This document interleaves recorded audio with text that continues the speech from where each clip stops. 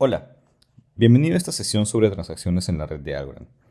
Recordemos que el propósito principal de cualquier blockchain es ejecutar correctamente transacciones de manera global.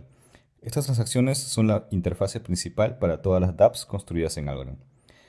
Repasemos y aprendamos sobre la ledger de Algorand. Es muy simple. Los bloques representan un periodo de tiempo menor que 5 segundos y tienen transacciones asociadas que son ejecutadas durante ese lapso.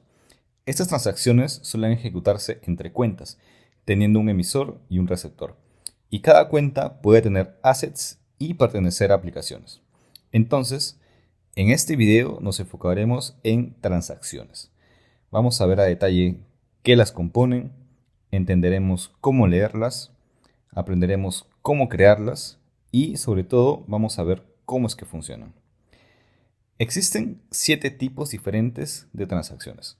Las de pago, que se ejecutan entre dos cuentas distintas, Key Registration, que registra las llaves de participación, Asset Config, que es para crear, reconfigurar o incluso destruir un asset, Asset Transfer, para enviar assets entre cuentas, Asset Freeze, que es para cambiar el estado de freeze de un asset en específico.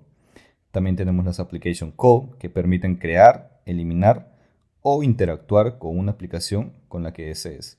Y State Proof Transaction, que genera un State Proof. A la derecha vemos una imagen del repositorio open source de Go Algorand. Este repositorio es libre, ustedes pueden entrar y ahí puedes ver que nos muestra estos tipos de transacciones que acabamos de listar. Estos 7 tipos de transacciones, por cierto, pueden ser especificadas en formas particulares. Esto nos va a generar tipos de transacciones que se van a ver más granulares. Por ejemplo, las transacciones para crear y destruir un asset, ambas son la misma, usan el mismo tipo de transacción, que es asset config. Sin embargo, ambas tienen distintos valores y campos. Y saber especificarlas va a generar una u otra acción.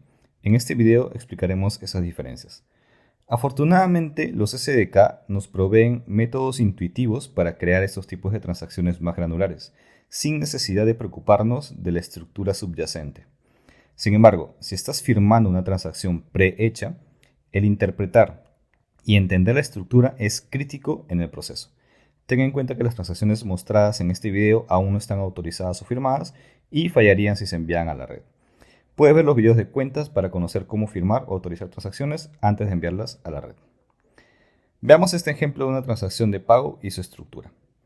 Podemos ver a detalle transacciones de todo tipo usando el comando goalClerkInspect, que toma un archivo de una transacción firmada como input y nos da un output con un objeto JSON legible. La transacción de pago lo que hace es enviar de una cuenta a otra Algos, la moneda nativa de Algorand. Aquí vemos los campos de montos, fee o comisión, bloque de inicio, génesis para saber la red, que en este caso es mainnet. Vemos el hash del génesis, el bloque final y una nota, que es de formato libre. Puedes ingresar cualquier estructura que quieras con un límite de 1K. Además, también tenemos la cuenta receiver o receptor, la cuenta sender y el tipo de transacción, que en este caso es una transacción tipo pay o pago. También podemos visualizar el objeto transacción de manera más amigable a hacer debugging con el SDK. Esto lo veremos más adelante en una demo. Los SDK nos brindan métodos intuitivos para crear estas transacciones granulares de las que hemos hablado y nos evitan el preocuparnos por la estructura interna de la transacción. Sin embargo, si estás firmando una transacción prehecha, como dijimos, entender correctamente la estructura interna es muy crítico. Para ver esta información, solo ponemos un breakpoint justo después de que la transacción haya sido creada y ponemos el puntero encima de la variable de la transacción sin firmar. Hablamos del debugger. Y nos mostrará la estructura adentro. Ahora vamos con cada tipo. La transacción de Key Registration, su propósito es registrar una cuenta para participar en el consenso, es decir, que pueda votar durante el consenso de Algorand. Este es un ejemplo de una transacción online de este tipo. Toma atención al campo de tipo y a los campos de vote que tenemos ahí. Siguiente tenemos un ejemplo de una transacción offline de Key Registration. Acá, como te darás cuenta, hay una ausencia de estos campos de vote. Tenemos el asset config, que es usada para crear un asset, modificar algún parámetro de un asset o incluso destruirlo. Por cierto, para poder transferir un asset, la cuenta receptora debe haber hecho opt-in al asset previamente. Aquí vemos los campos como el creador, decimales, cuenta de freeze, cuenta manager y la cuenta de reserva. Para hacer un opt-in se usa una transacción de asset transfer, pero también esta puede ser usada para transferir un asset o para revocar un asset de una cuenta específica.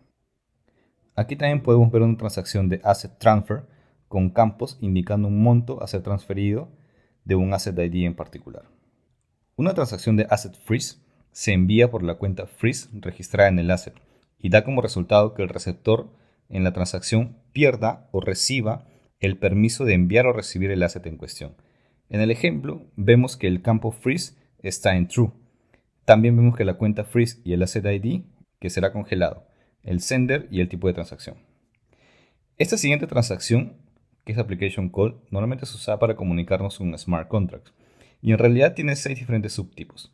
Tenemos el no-op, que es el más comúnmente llamado. Este es el que deberías usar si quieres hacer un llamado a alguna función que se haya definido dentro de tu smart contract. Para interactuar con un smart contract deberás hacer opt-in a él y ahí usamos el subtipo opt-in. Este solo es necesario si se usará local state, pero cualquiera podría utilizar el smart contract sin hacer opt-in.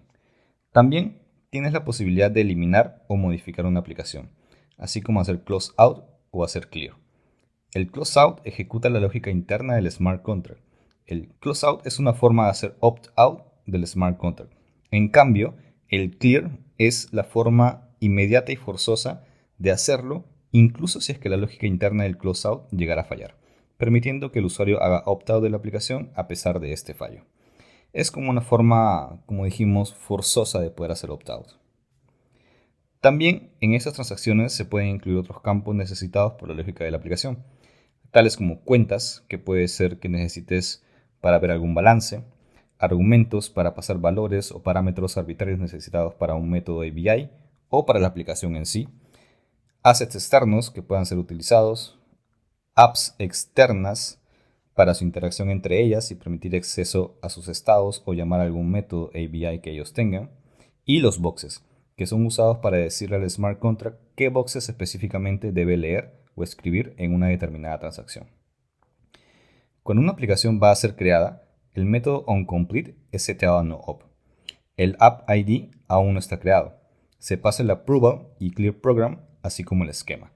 El approval puede hacer algún check adicional durante la creación, como comparar que el app ID sea igual a 0, por ejemplo. En este caso, el global y local state de la aplicación tiene los bytes e ints en 1, y el onComplete está con el valor de no-op. Para más info sobre esto, puedes ver los videos de Beaker State o también los videos sobre Smart Contract. Acá tenemos una llamada para invocar un Smart Contract. Las transacciones no-op son las más usadas en la práctica, ya que son usadas para llamar métodos. La lógica de un Smart Contract usualmente se condiciona en base al contenido del array de argumentos enviados al hacer la llamada. Aquí el app ID referencia a la app a llamar, que es 51 en este caso. Los argumentos tienen un string y un entero 1.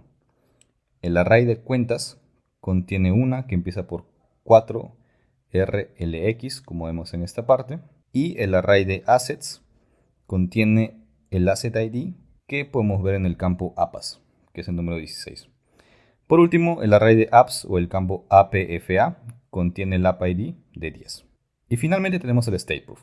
La transacción de stateproof es una transacción enviada a la red durante el proceso de consenso. Este tipo de transacción no son enviadas por individuos, sino por el mismo protocolo. Para ver cómo ejecutar y manipular las transacciones por el SDK en el debugger de Visual Studio Code, continúa viendo la siguiente parte de este módulo. Gracias.